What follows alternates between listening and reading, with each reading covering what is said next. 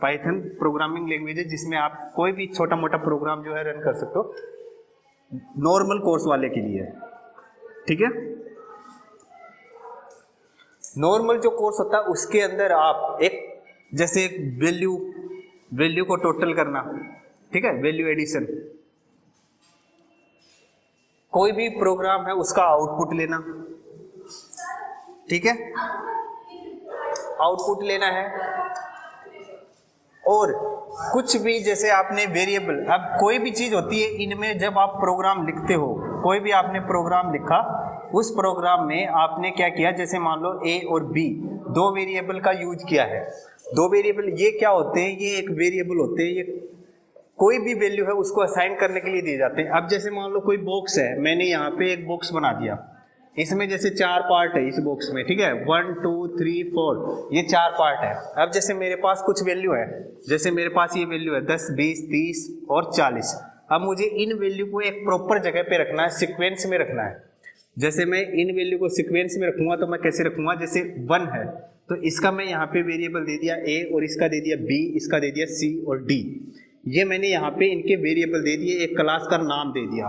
अब जैसे मान लो मुझे इनको सीक्वेंस में रखना है, तो सीक्वेंस में कैसे रखूंगा, जैसे ए में है वो 10 चली जाएगी, 20 बी में चली जाएगी और 30 सी में और 40 यहाँ पे डी में। तो ये एक सीक्वेंस हो गया, एक सीक्वेंस से हम वैल्यू को रख सकते हैं। इसीलिए हम क्या करते हैं, वेरिएबल का यूज करते हैं। वेरिएबल ये कई तरह के होते हैं, बेसिकली हम 3 तरह के वेरिएबल के बारे में पढ़ते हैं। एक तो हमारा होता है CHAR, मतलब कैरेक्टर वैल्यू, जैसे ए अल्फाबेट वगैरह यूज करते हैं ना, ए बी सी डी, ये संख्याएं जो है अल्फाबेट जो है, इनको यूज करके हम कोई पैराग्राफ लिखना चाहते हैं तो हम क्या करेंगे, अल्फाबेट के लिए CHAR का यूज करेंगे। अगर हमें जैसे मान लो 1 2 3 यूज करना है, ये 1 2 3 4 ये हमें यूज करना है, इनको हम क्या करते हैं, इंटीजर में लेते हैं। इंटीजर में जैसे कोई भी संख्या है, आपको जैसे 4 + 4 ऐसे आउटपुट लेना है, तो इंटीजर वैल्यू के लिए ये आएगी। एक होता है इसमें फ्लोट। फ्लोट का मतलब होता है दशमलव संख्या। जैसे कोई भी क्वेश्चन आपने इसमें लिखा, कोई भी कोड लिखा, कोई भी फॉर्मूला इसमें लिखा, जैसे आपको चाहिए कि हमें ब्याज निकालना है, इंटरेस्ट निकालना है, तो ब्याज हमेशा ऐसे निकलता है जैसे 4025.75। तो ये जो 75 है ये इसकी फ्लोटिंग वैल्यू है, क्योंकि ये पॉइंट के बाद है, ठीक है। अगर हमें लॉन्ग चाहिए, जैसे 750 हमें लॉन्ग चाहिए, तो इसके लिए हम क्या करते हैं, %LD का यूज करते हैं, ठीक है। ये कुछ थ्योरिकल है, बेसिक थ्योरी है, मैंने आपको नॉर्मली बता दिया है कि इस तरीके से आप कर सकते हो। अब मान लो आपको पाइथन में कोई प्रोग्राम लिखना है, सी में लिखते हो तो सी में तो बहुत कुछ लिखना पड़ता है, हमें बहुत बड़ा प्रोग्राम आपको लिखना पड़ता है। मैं एक साइड में सी का लिख रहा हूं और एक साइड में मैं यहाँ पे पाइथन का लिखूंगा, तो जो आपको इजी लगे वो प्रोग्राम आप रन करके देख लेना। जैसे ये मैं पाइथन का यहाँ पे लिख रहा हूं, ठीक है। अब सी का मुझे लिखना है, तो सी का मैं लिखूंगा, तो सी का आप देखना कितना बड़ा प्रोग्राम लिखना पड़ेगा हमें। Hash include stdio.h, hash include conio.h।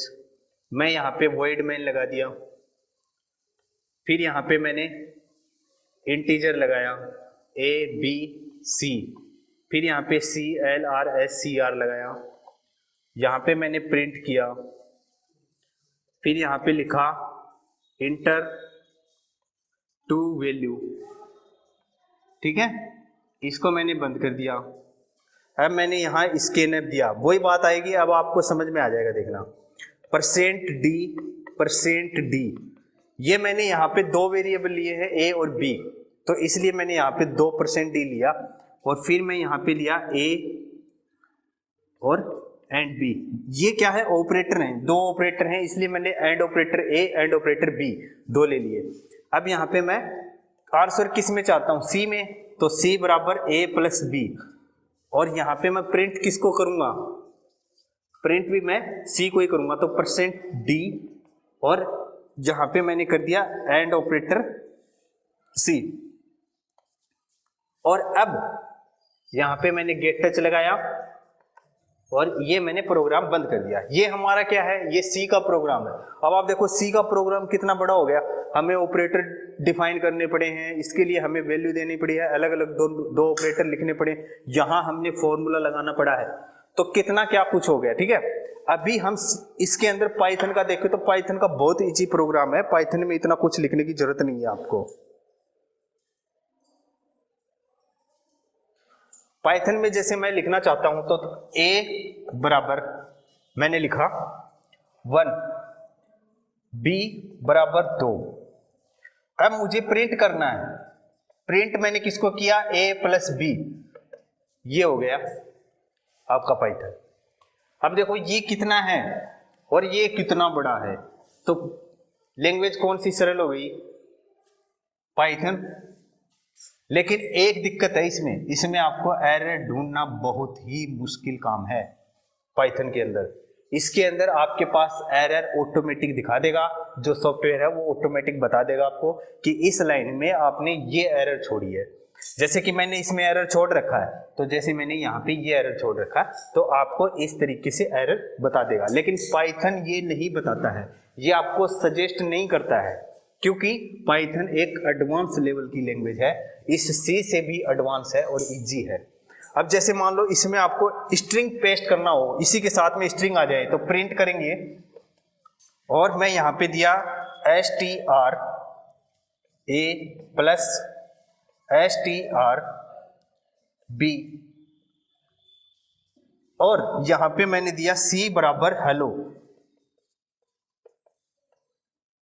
और प्रिंट मैंने किसको कर दिया, प्रिंट मैं यहां पे कर देता हूं str a और प्लस सी के साथ में जुड़ के आए, तो इसका आउटपुट आप लोगों को पता है क्या होगा, इसका आउटपुट आपको यहां पे 3 मिलेगा और यहां मिलेगा 12 इसलिए मिला क्योंकि स्ट्रिंग a और b दोनों प्रिंट होनी चाहिए, तो 1 और 2 दोनों प्रिंट हो जाएंगी, और इसके साथ में यहाँ पे 1 के साथ c में कितनी वैल्यू है वो चली जाएगी, c में 1 है तो यहाँ पे आ जाएगा हेलो।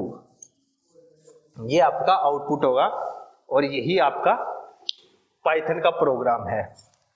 इसका अगर आप प्रैक्टिकल देखना चाहते हैं तो इस वीडियो के डिस्क्रिप्शन में आपको लिंक मिल जाएगा, उसमें आप प्रैक्टिकल देख लेना, क्योंकि मैंने वीडियो ऑलरेडी बना दिया है। ये वीडियो थ्योरिकल इसलिए बनाना जरूरी समझा मैंने, क्योंकि ताकि आप लोगों को ये चीजें समझ में आ जाए कि ये क्या चीज है, ये क्या चीज है, ये क्यों यूज किया गया है।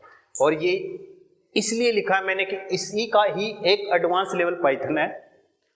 तो मिलते हैं आपसे नेक्स्ट वीडियो में, जल्दी आपसे मुलाकात होगी। तब तक के लिए आप ये जो फॉलो बटन है इस पे आप क्लिक कर दीजिए और जुड़ जाइए मेरे साथ। और दोस्तों बहुत मेहनत लगती है एक वीडियो बनाने में, आपको पता है कितनी मेहनत लगती है। जब एक वीडियो बनाते हैं उसको एडिट करना पड़ता है, कंटेंट सोचना पड़ता है, सब कुछ करना पड़ता है, कंटेंट लिखना भी पड़ता है।